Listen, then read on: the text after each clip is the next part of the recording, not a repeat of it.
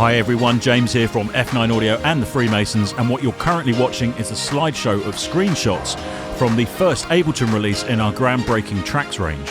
TRAX are essentially fully functioning and fully customizable DAW pages featuring multi-sampled instruments from the classic hardware we've got at the studio and anything else we could get our hands on.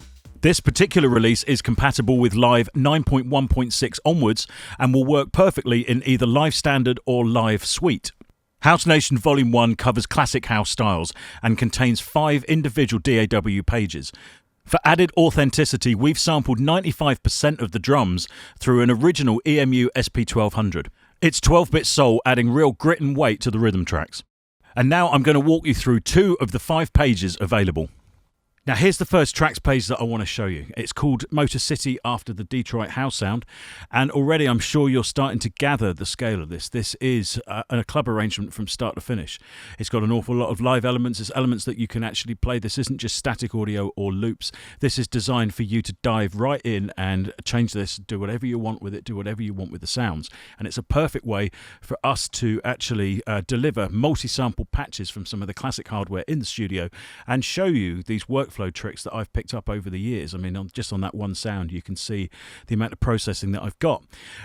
If you like the sound of anything, don't forget to save it off using the save preset icons that are available on any of the audio racks or actually the individual plugins within Ableton.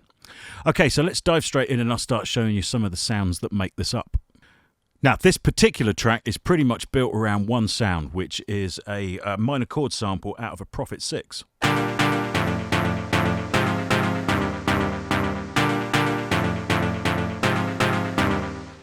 Now this is a classic house style pack, and back in the day there weren't the 24-bit sampling techniques that we're so used to now.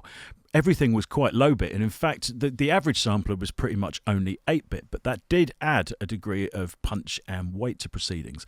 And to achieve that here, we've actually sampled the Prophet 6 through Otto's fantastic Biscuit, which is a mixture of an 8-bit bit crushing system and a drivable analog filter.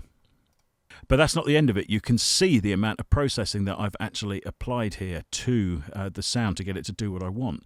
And you'll see there's automation on this track as well. That's just creating some extra interest using some parallel delays, for example, here, as I turn this more function up.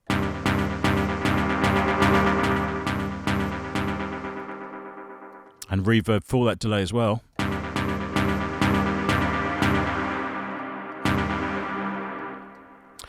And when you actually hear it in the track, you'll see why I've got all of this in it, because it just sounds huge.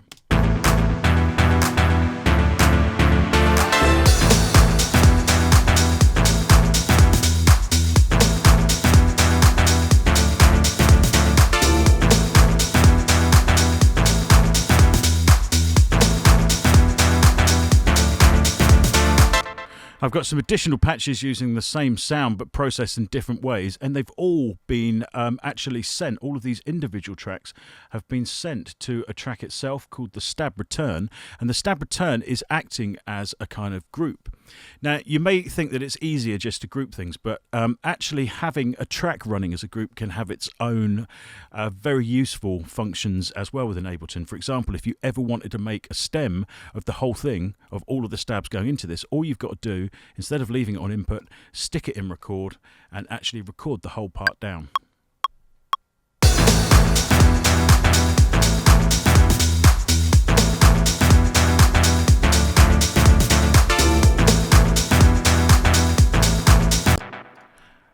That's great if you're going to take something out live and you actually want the individual parts from your production, which is why we sometimes use it. And throughout the TRAX projects, I've tried to show you as many different tricks and techniques as we can, and they're all there for you to completely dissect in the comfort of your own home. No watching tutorials on YouTube. You can actually just go through this stuff and seeing how we've pieced it together. Now, later on in the track, all of this is joined by quite a big piano sample.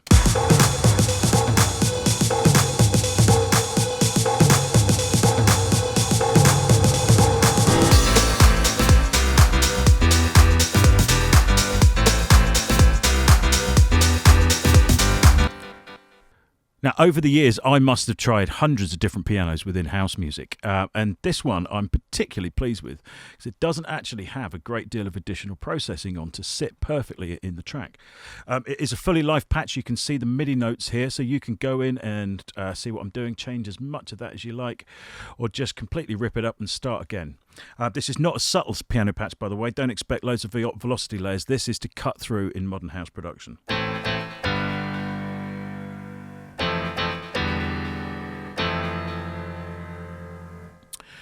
And it's got quite a vintage flavour. You can hear the 8-bit decays there fading into the background.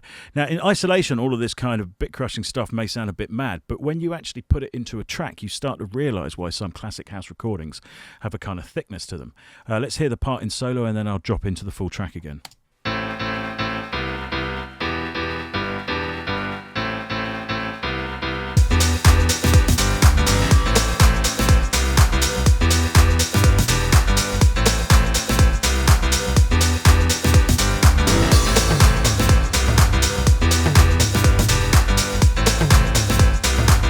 Now, to complement those core sounds, we've got some other multi-sample patches from the hardware that we got in the studio. We've got a Prophet VS here at the moment, which was used on quite a few early house recordings in Europe. This particular patch we think might have been used on Cubic by 808 State.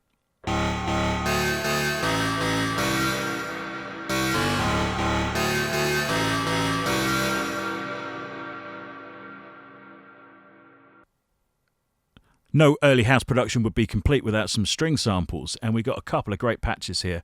You can see that I've called them strings of left, strings of right, and thick string stabs. Let me show you the thick ones first.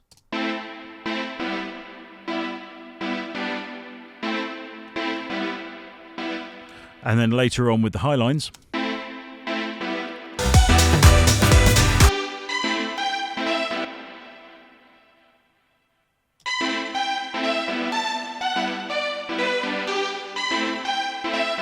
And in context.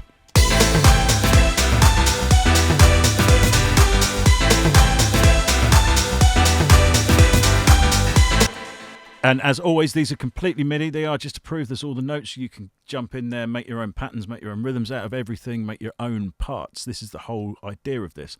And as with all of the pages here, all of these patches are available to install within your user library of Ableton, and all enclosed in its own folder with its own set of instructions for doing so. So you can pull these up as racks effectively in any one of the productions that you're currently working with. Now let's just quickly skip up to the drums, because once again this is been generated in MIDI. So we've got an entire kit here of 909 sounds that have been passed through an SP1200 and then resampled back through Neve and SSL equipment.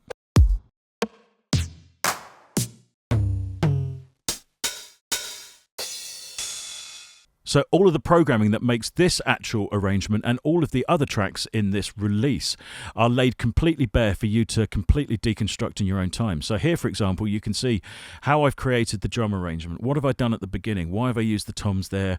Why have I split tracks? You can pull this apart at your leisure and see why I've done things and why I've affected things in certain ways. So for me, this actual release signifies a bridging point now within Soundware, because we're not just delivering you world-class sounds here, we're also delivering you technique and knowledge, and we can go far further with these pages than we ever could in any YouTube tutorial.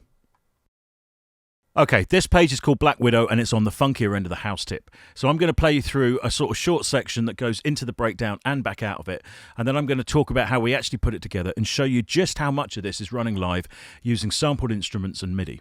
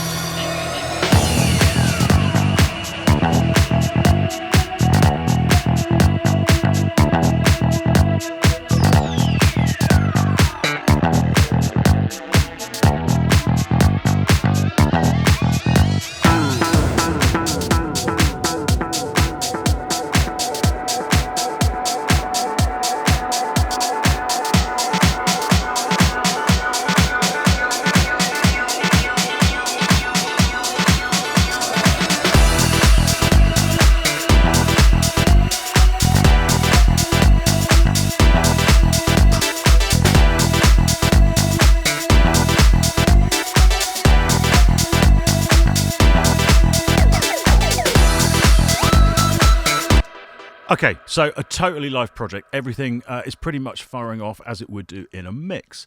The kick is actually a piece of audio, only because we wanted to use some external EQ to get it exactly bang on. But you've got some of the SP1200 menus here, including this hi-hat set. It just 12-bit just tends to do something to hi-hats that I can't explain. A wonderful set of nice and warm claps. Now that 12-bit sound is so solid here, I've not even had to put any additional EQ on those claps. Here's a shaker menu. But the star of the show for sure has to be the live bass sample. And as you can see, it's a playable patch. Here's the MIDI notes that are actually making it up. So it's a kind of set of multi-samples from my trusty Fender Jazz bass that I have used since the old Freemasons days. And these days I love just chucking it through as much hardware as I can get, because I'm always after that classically big and powerful chunky bass sound. I don't want it subtle. I don't want tons and tons of velocity layers. I just want it to absolutely cut through. But being a static patch, this is never going to replicate the actual movement you would get out of a real guitar being played. Now, this track is in E minor and it's at 123 BPM. So we also created an entire menu of little riffs, little slides, extra notes and kind of in-between notes that you would get from a live performance at this tempo and this key. And they're laid out across the keyboard in a menu.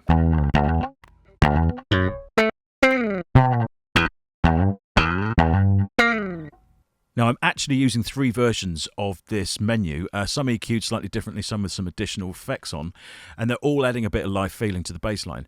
They're grouped together, so let me play you back the whole thing.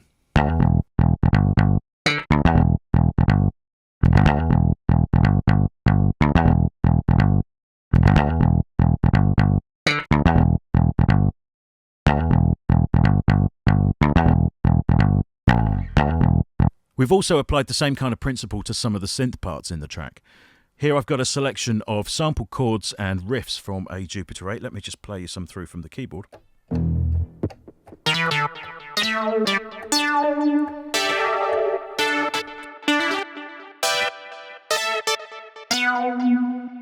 As you can see, there's loads of them there. When you actually start to piece them together in a sequence, this is what you can get out of it.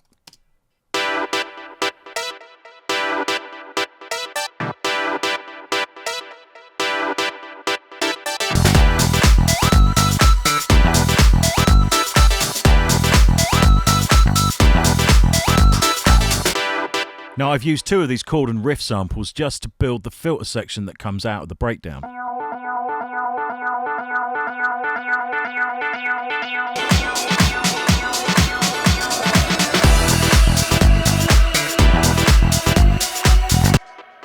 So with the bass patches and the synth menu combined, we've got a ton of ammunition here to start building original productions using this as a framework.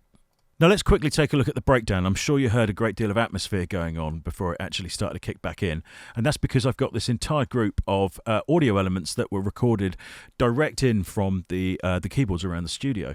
So see how I'm building up the layers here of different things.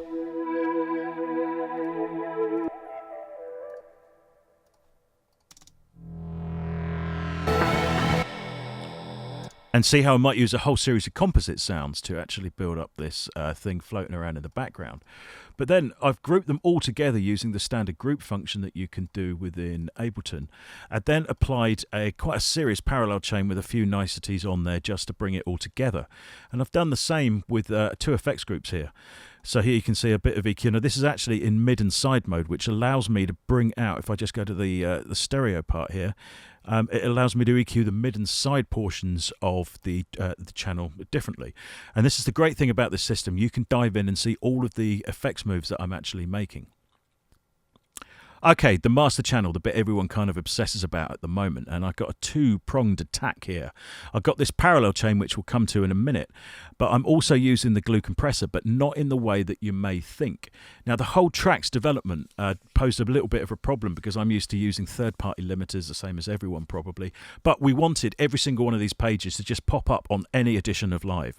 So I'm actually using the glue compressor as a soft clipper. So I've got a utility just before it just to bring the gain down that's going into the plugin. We have found that that's working quite well. And then I've got the soft clip turned on here, and I'm using the makeup gain to hit into that actual soft clip circuit, effectively limiting it, but in a much more subtle way than it does with the internal plugin. Let me show you.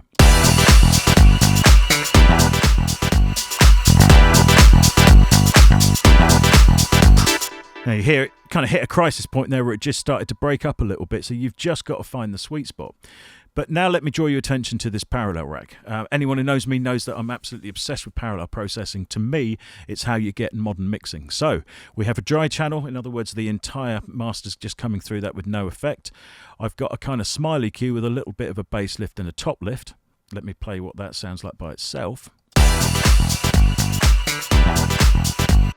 That EQ is not too good in isolation, but when you play it with the dry signal,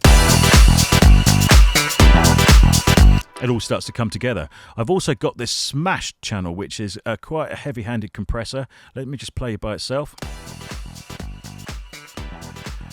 And you can see the gain reduction really working away there. And I've also got a parallel limiter. We found just for this track, it was really helping bring some of the drum sounds together. Here it is in isolation. Now, you'd never want to do that to your audio, but once again, the beauty of parallel is that you're running it with the dry signal. This is what it sounds like when it all comes together.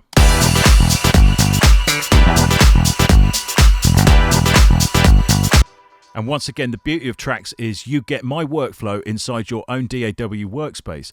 And if you like the sound of any of these effects or any of the actual plugin settings, all you've got to do is save the preset off, make sure the name's the way you want it, and then it's always constantly available for any of your other productions.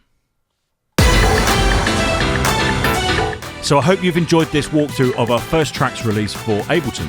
We are actually planning plenty more across a whole range of different styles, as it's a perfect way for us to deliver the sounds that you want and the actual knowledge. This Trax release is available now.